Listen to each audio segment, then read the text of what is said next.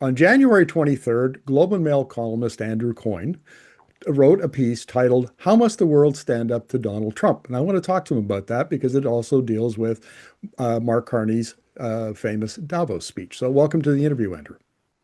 Good to be with you.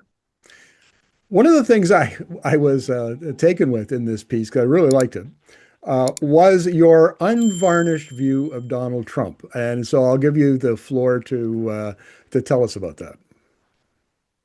Well, it's hard not to have an unvarnished view by this point. I think it's been difficult for everybody to get their mind around Trump. It's taken some time, I think, for all of us.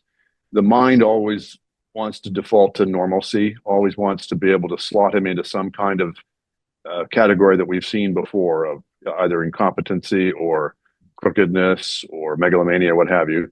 And he is all of those things and more, and to a greater degree than any of us have ever seen. He's a deeply damaged person uh, with no virtues that I can see, embodies every known vice. And people really have to understand that. They have to understand the completeness of him. In fiction, you don't want your characters to be too one-sided, too black or too white. You don't want your villains to be too villainous because it's not persuasive. So we're embodied in this idea that there must be offsetting virtues. You can't be all bad, and that's fine as a starting point. But once you've seen enough evidence, once we've watched the extraordinary ranges of ways in which he has put America under assault, you have to realize this is a nihilist. He is attempting to tear down everything around him for whatever reason, whether it's just out of his malignant narcissism that he can only make himself large by tearing everything else down, whether he has some kind of worldview that requires us, who knows? But I think if we don't look at that, if we don't pay attention to that, if we don't focus our eyes on it, as hard as that may be, then we're just deluding ourselves. Andrew, I did an interview and I have some subsequent interviews with Professor Russ Muirhead from Dartmouth College. He wrote a piece in Foreign Affairs about how Trump is employing an ungoverning style, where basically, and this is rooted in Project 2025, where what he's doing is not managing government, he's breaking government. He's breaking the Yeah. machinery of government and over time. And that includes not just the administrative state, which, the Heritage Foundation has hated for a long time, but also international relations, international agreements, and going back to this, idea of great power competition. Does that make sense from your point of view? It does, as long as we don't attribute any overarching theory to Trump. Trump doesn't have a theory of government, hasn't worked out any principles of how he'd like to govern. He goes on impulses and resentments and instincts. He's profoundly ignorant. People have to understand this. I remember an interview where it was very clear that he didn't know what Lincoln had done as president. So people have to understand this. So Trump likes to tear stuff down just for the sake of tearing stuff down, but he's got people around him of varying persuasions who have kind of fantastic millenarian ambitions. Some of it fed by the tech billionaires who have been driven insane by their money. And I would never have said this before about anybody, but we're in such a strange world. When you're worth literally $1 trillion, is where Elon Musk is headed for, it does strange things to your brain. And they are convinced that they can remake the world in their own image. And some of them have got their emissaries and their delegates around Trump. J.D. Vance, for example, is basically an extension of Peter Thiel. And they're contending for Trump's ear. And whoever Trump talks to last, he tends to parrot what they say. And their ambitions are to, remake America from the rubble, remake the world from the rubble. And that's perhaps being charitable to them. But that's the closest thing to any kind of identifiable ideology in these people is they have vast ideas about how the world should work that are entirely out of keeping with the way the world actually does work. But they're going to try anyway and break everything in the process. I did an interview last fall with a former Silicon Valley sort of tech bro, if you will, and he made the point that we've gone back to this robber baron kind of mentality. And the thing about the robber barons up to the time of when FDR came into power in 33 is they didn't want democratic constraint on their wealth accumulation, on their power accumulation, but they did in the face of the Depression and in response to FDR. And this fellow argued that in fact we're back to where we were, 90 years ago, 100 years ago, and Oh, I that think it. yeah. Oh, sorry, go ahead. Sorry, I think it's much worse than that. The robber barons, if you look at it, for some of them, I think that's an unwarranted pejorative, but let's leave that to the side. These were people who, whatever you think of them, were rooted in the real world. They made their fortunes over decades. They made them in businesses where you had to mobilize large numbers of people to common tasks. Now, they didn't always do that in the most enlightened ways, but nevertheless, they actually had to be in touch with what their workers wanted, how to motivate them, how to get the best results of them, et cetera. Your average tech bro, not always, but in some cases, has made his billion by the time he's 25 or 30. And then he makes another billion by selling the company and buying another one. Uh, they have a good idea for an app, and God bless them, good for you. But they have translated that in terms of their self-image into, I am a world historical visionary. I didn't just have a good idea for a Facebook app, but I'm somebody who's moving the universe in my direction. So they have acquired these, just as I say, outlandish ideas about their own capacity, their own knowledge of the world, and their own vision of where the world should be going. So that's point one. Point two is, since Citizens United, the infamous Supreme Court decision on elections finance, they are essentially entitled to spend unlimited amounts of money influencing the political process. They have to do it through quote unquote independent political action committees that aren't supposed to coordinate their activities. But who's fooling whom? Elon Musk spent $250 million helping to elect Donald Trump. So the combination of people who have enormous amounts of money coupled with crazy ideas about society, crazy ideas about their own visionary greatness, and massive abilities to influence and interfere with the political process is like something we've never ever seen. So it's worse than the robber baron days. Well, that's a good lead in into Carney's Davos speech, because he posited a different strategy in the given that the rules-based world order is crumbling, mainly under the sledgehammer blows of the U.S., but also China and Russia. So explain your argument about how your response to that speech, please. Yeah, it landed at the right exact moment. I think that's the biggest reason it had such an impact. It's not that he said anything that others haven't said as well, but the fact that it was him saying it, i.e., not just a prime minister of a G7 country, prime minister of a country that does 75% of its exports with the United States. So he had skin in the game. He wasn't just musing aloud about something that would be a problem for other people. He was putting his own country and his own career on the line, if you will. And he said it in such a blunt and candid and clear way that so all those things put together, it just crystallized a moment, crystallized the emotions in the room. This arrived, remembered, right after the Greenland episode where, we came very close to a shooting war between the United States and Europe over Greenland, as insane as that sounds. And so people in Europe, the European leaders, I think this awareness had been dawning for some time, but have clearly realized and that moment kind of crystallized it for them that the strategy of accommodating Trump and talking nicely to him and playing up to him had come to an end. You had to be firm with him, and to be firm with him means you have to deal with him as with a common front.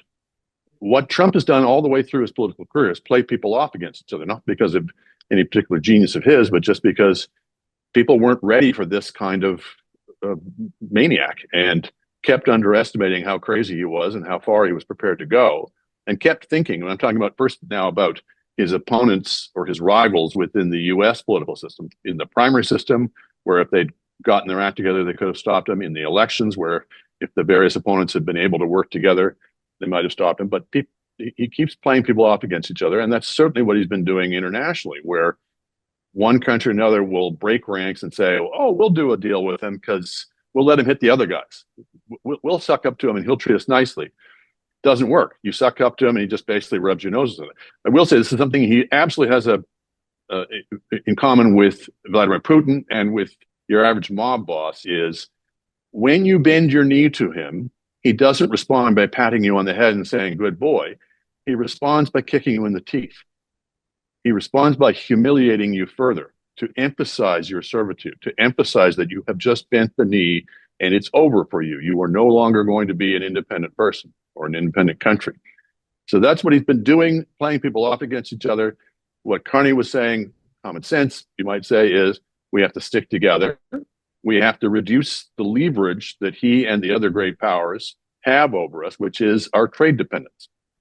So that's a revolutionary statement for a Canadian prime minister. We have, for the certainly last 40 years since the free trade deal, and to some extent throughout our history, have been heavily dependent upon this one market. And it worked as long as you didn't have an absolute insane person in the White House. So I don't think it was a bad idea or a bad strategy, but this is the black swan event where a madman is now in the White House who wants to use that power against us, who thinks, and the people around him think, that power consists in just bullying people and lording it over and then rubbing their noses in it. I think they're about to get a rude awakening on that, but that's their sort of schoolyard understanding of these things. And Carney was saying, no, diversify your trade, diversify your alliances, stick together, and it landed with enormous impact because of it. There's this weekend the Conservative Party of Canada is meeting in Calgary for its annual convention, and former Alberta Premier Jason Kenney, former Stephen Harper government cabinet minister, said some very harsh things a day or two ago on X about his conservative colleagues kind of, toadying up to Trump, and he admonished them for that. What did you think of that? Well, Jason's been carving out a distinctive route on this, and good for him. I think more conservatives need to speak this way. I don't want to, attribute ill motives to people. I think people have they're clinging to an outmoded idea, which is all of our eggs are in the United States basket. Therefore, we have to keep all of our eggs in the U.S. basket. We have to do whatever we can to get the CUSMA deal, the renegotiation of the Continental Free Trade Deal through. I think they're kidding themselves.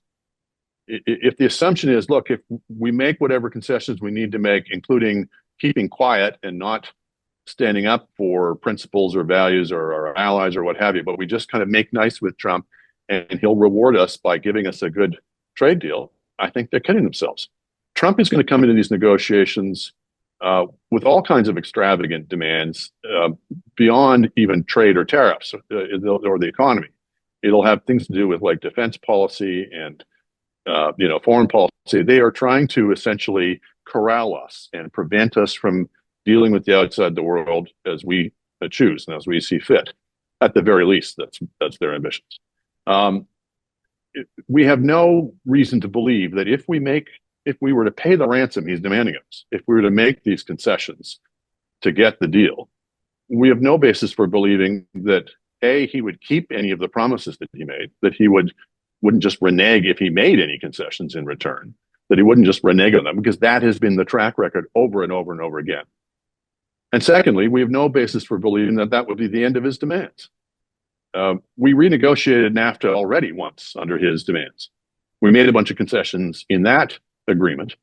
Did that buy us a peace in our time? No, it just set up the next set of demands in this round. And whatever we concede in this round, he'll be back for more in the next round, because we're now in a world of perpetually renegotiating trade agreements. So this is an illustration of what Carney was talking about, of using our exposure to the American market as leverage against us. And I do not see why we would fall into that trap. Sometimes people dress this up by saying, by making a false opposition of, well, we don't want to fall into the arms of China, or we don't want to surrender our sovereignty to China. Well, nobody's proposing to do that.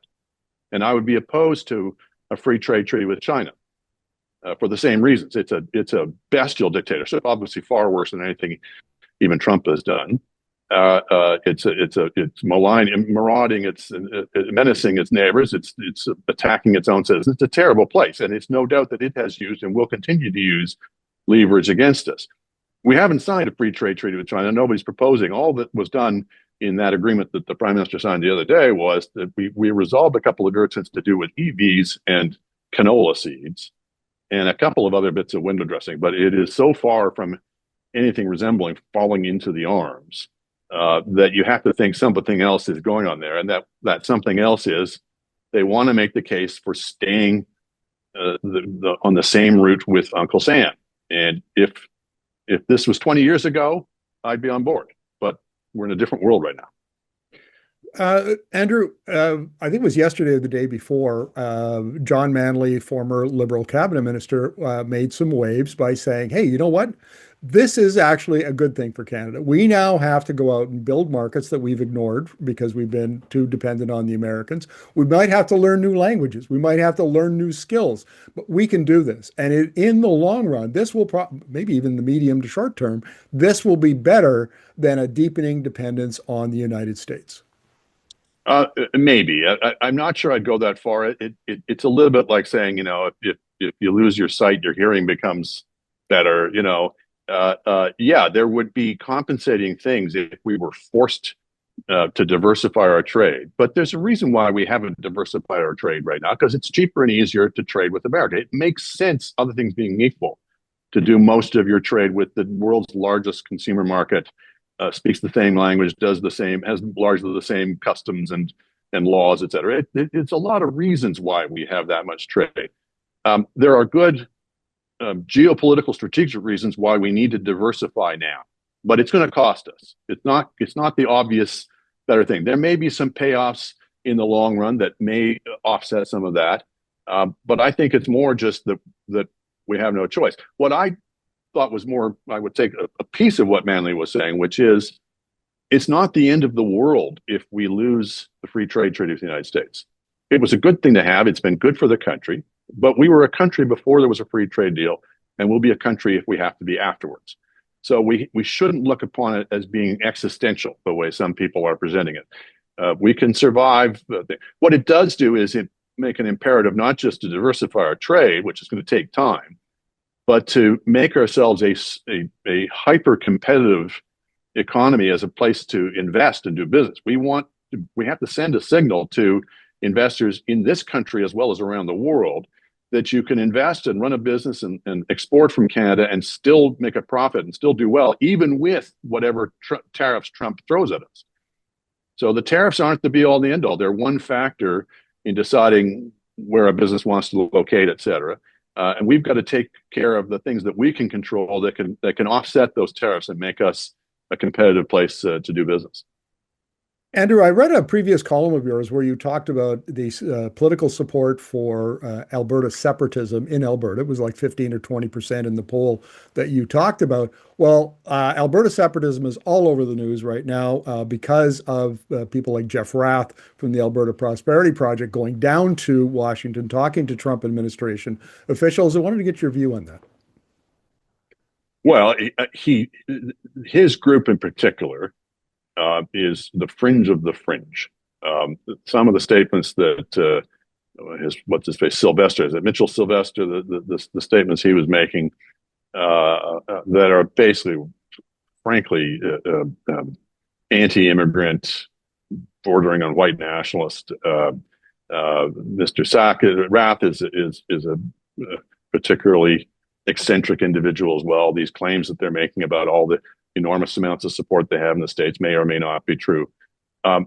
There is obviously a larger contingent within Alberta that is fed up with the way that they believe they've been treated, with some justice and some exaggerations. I think Alberta has some legitimate grievances. I don't think the equalization program, for example, is one of them. It's a poorly designed program that's bad for Canada, not bad for Alberta.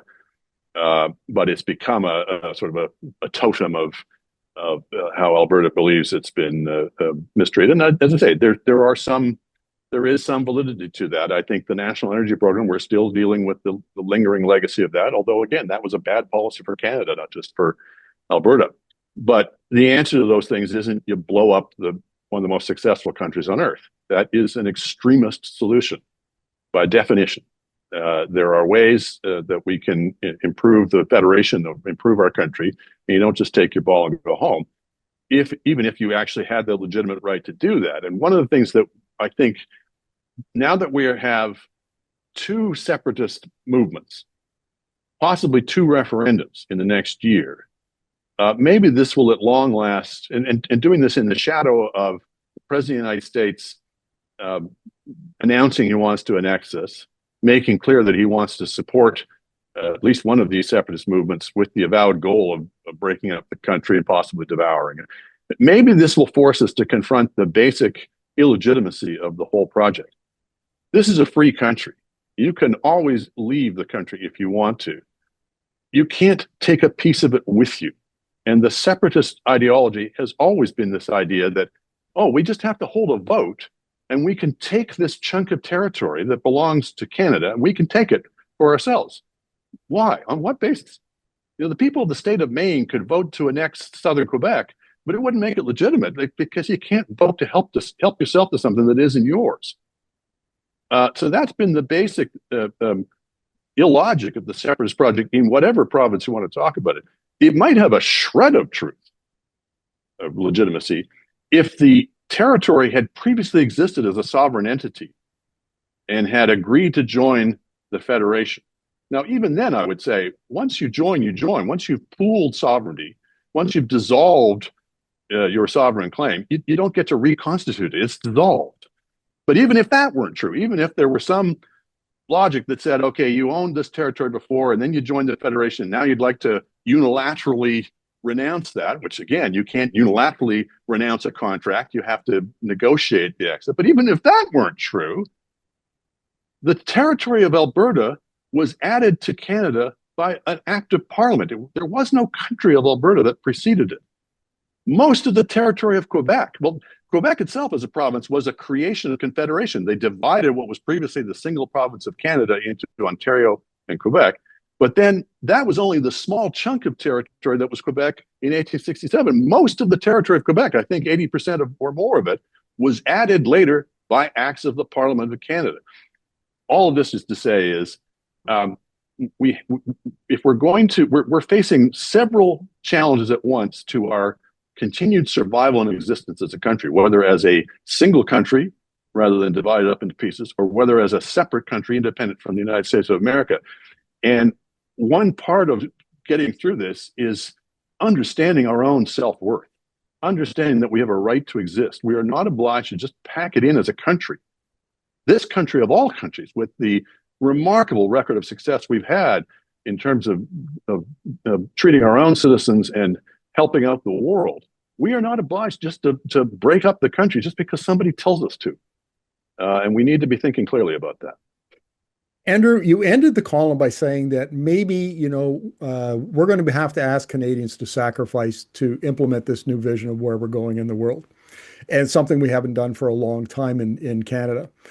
And it seems to me that often, successful states, nations, when they're confronted with existential crises, that's when the cream rises to the top. That's when the best people come forward with visions and leadership and so on. Do you see, we have Coyne with his Davos speech, good start. We'll see how that plays out. Who else in Canada might, step up? Oh, I don't know. I think your general thesis probably has some validity to it. I think there is something in history that calls forth good people in times of crises. Part of the reason our politics has been so mundane and silly and narrow and squalid has been we've had such a lovely time of it as a country. We had a great run. We've had a couple of tough episodes in decades ago.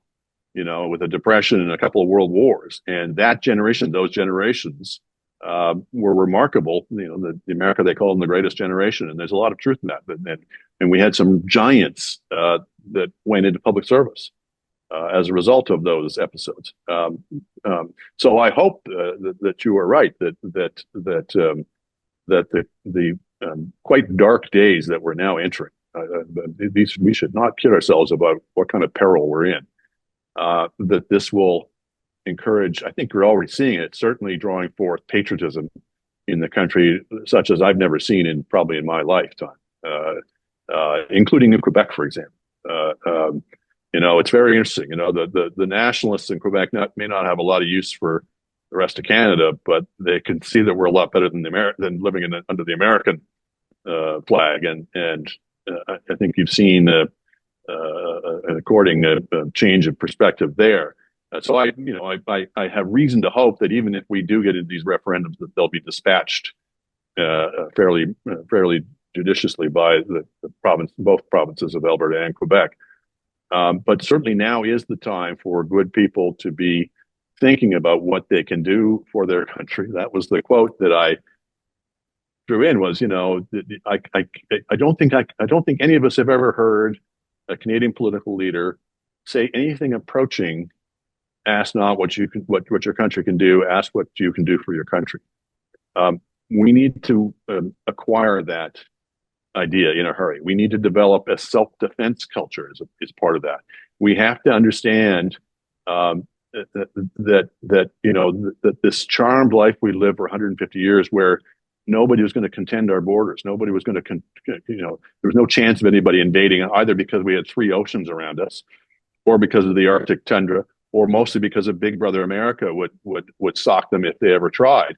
Well, none of those are necessarily going to be barriers anymore.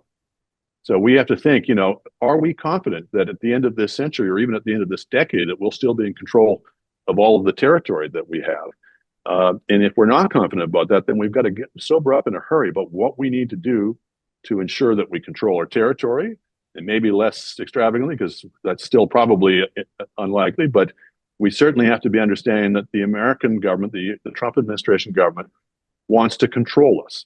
If not to, I don't mean invade, but they want to subordinate us. They want to make sure that we jump to their tune across a wide range of things, of issues, particularly in foreign defense, resource policy, that kind of thing. And we know that they're prepared to go to extreme lengths. A government that threatens to invade Greenland is not constrained by ordinary norms of international behavior, and may wish to do all kinds of coercive measures against us that we've got to be prepared for. So we just need to be understanding that we're in a much more dangerous world right now. And unfortunately, one of the big dangers is our next door neighbor, our former best friend and historic protector. That's the world we're in now. And we have to look at that with open eyes. Andrew, fascinating conversation. Thank you very much for this. Look forward to future conversations. My pleasure. Thanks, Marco.